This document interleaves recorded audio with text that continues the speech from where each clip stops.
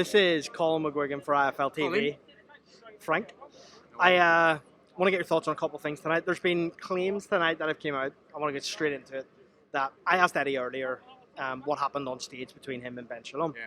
He declined to comment, basically said there was no real issue. It was a bit of a joke. Now we've spoke to Ben since, and he said that Eddie threatened to knock him out. Can you give me a bit of an idea? That is. What a snitch. What's your understanding of what happened? Snitches get stitches. Are you saying that you're prepared to give Ben Shalom stitches? He'll get stitches on his own. I don't know, mate. People keep asking me. Well, you know what people do? It really annoys me. Is they think I'm Eddie Hearn. Like, as in, they ask me questions as if I know everything that's happened. So you'll have to ask Eddie when he comes over in a minute. Now, when you speak to him, exactly what happened. But you know.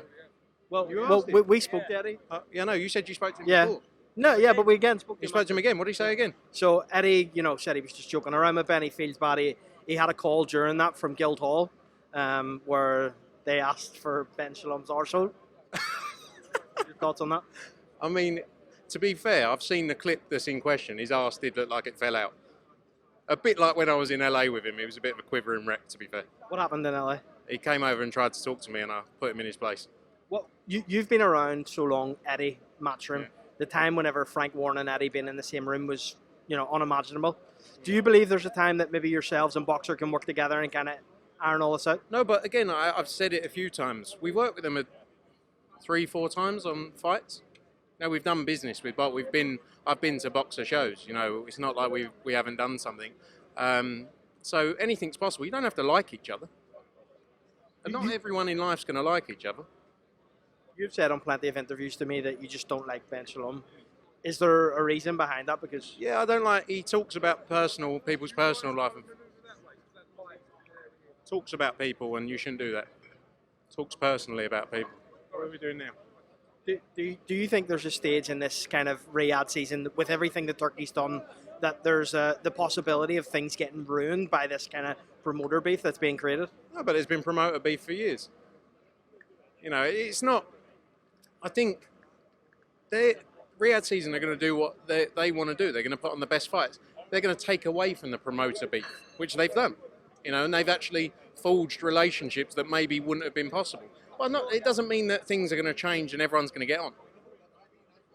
Does it? That's just the reality of life. But fights can still happen. Everyone can still be in the same room. You don't all have to get on.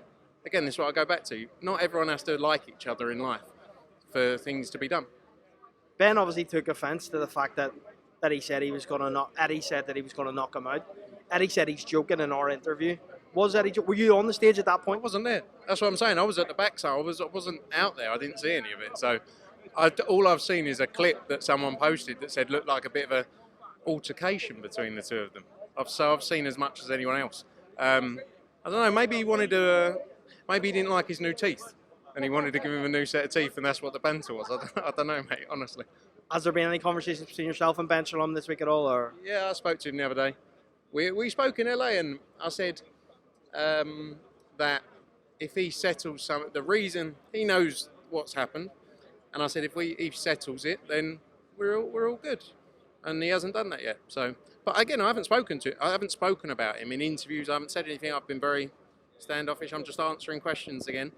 I find it all quite funny. I find it funny that people thought it was me and Ben, but now it seems to be Ben and Eddie just going at it. Ready to have a roll around. Maybe we should do it for Misfits. Do you think that's a possibility? Look, I think if we can get Eddie 5 million and Ben like 50 grand, then we'll do it. Frank, one last one from me. Can we talk about the fight or something? AJ in the fight of his life. Yeah. Have you spoke to AJ in the past, 12, 24 hours? How's he feeling ahead of this? Yeah, he's focused. He's focused on what's at hand. He's in that serious mode that he's been in for a long time now, which is the best mode to be in. He knows what's ahead of him. He knows what he needs to do. He's going to go in there. He's going to do a job on Daniel Dubois. He's going to knock him out in 4 rounds in stylish fashion and set up a huge 2025, not just for boxing, but heavyweight boxing. Undisputed championships on the way. First thing Saturday night, 96,000 people. Stacked undercard, live on DAZN. Don't miss it, Colin. You've dealt with Derek Chisora for many years. Coogan's just done an interview with Jarrell Miller where he spoke about fighting Derek Chisora. Is that a fight that you would like to do? Jarrell Miller, Derek Chisora? Possibly, yeah. I mean, look, I think Derek's working with Queensberry, obviously, after the Joe Joyce fight. But, you know, that's an interesting fight. See what happens. Derek wants big fights. You know, the other one that he's looking at is Dillian White, so we'll see what happens. Frank Smith, always a pleasure. Thank you. Colin McGuigan, always a pleasure. Thank you.